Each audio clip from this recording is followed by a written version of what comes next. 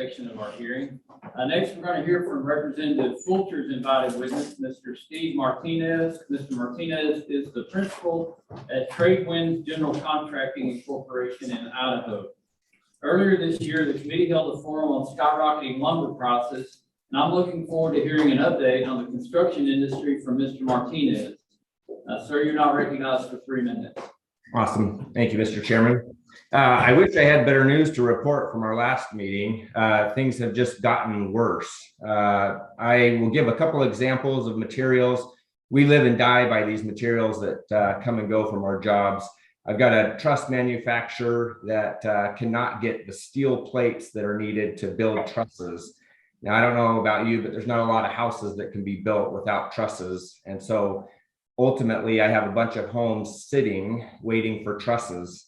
The problem is that when we can't get those plates, the first go around, it was about a 2-week delay, and our truss company tried to keep everybody on, knowing that labor was as tight as it is. The second delay that they got, all their orders were canceled. They didn't have any date in mind. They actually had to lay off about 50 employees. The problem is when they finally did get the plates back, they had about 18 employees that didn't return when they went to rehire. We're all experiencing labor shortages. So to lay off people and then expect them to come back is a huge undertaking. I've got heating and air contractors that can't get flex ducting, so duct work that takes the air from the furnace to the house. Their orders being canceled with no date in mind. And so I've got heating and air guys going across the country trying to find materials. I've got appliances that if I ordered today, these are made in America appliances, I couldn't get for a year. I've actually got appliances that we were ordering in France, custom made, that I can get sooner than I can get stuff that's made here in the US. Windows today, if I ordered windows today, I couldn't get windows until April.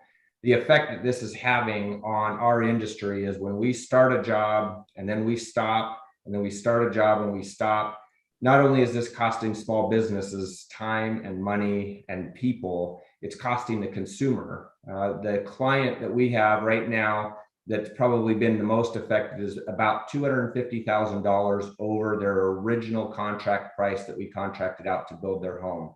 And this isn't $250,000 in amenities. They didn't add a pool. They didn't add upgraded appliance. This is all in the hard cost of the home.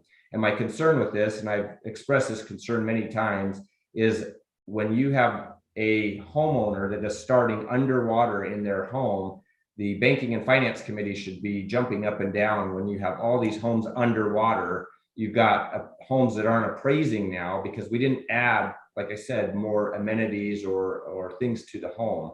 And so I would, I kind of joke now, it's kind of a running joke in our office. We call it the delay of the day.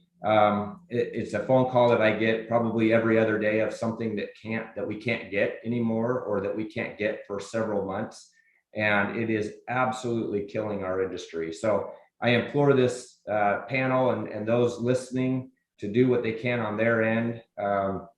We've had materials as high as 800% increase. I'd say the average material right now is 30 to 40% increase. And unfortunately, we're in Idaho. We're one of the fastest growing states in the country.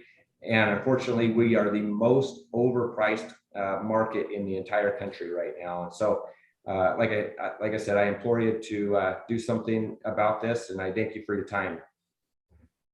Thank you, Mr. Martinez. It's amazing how much of the supply chain has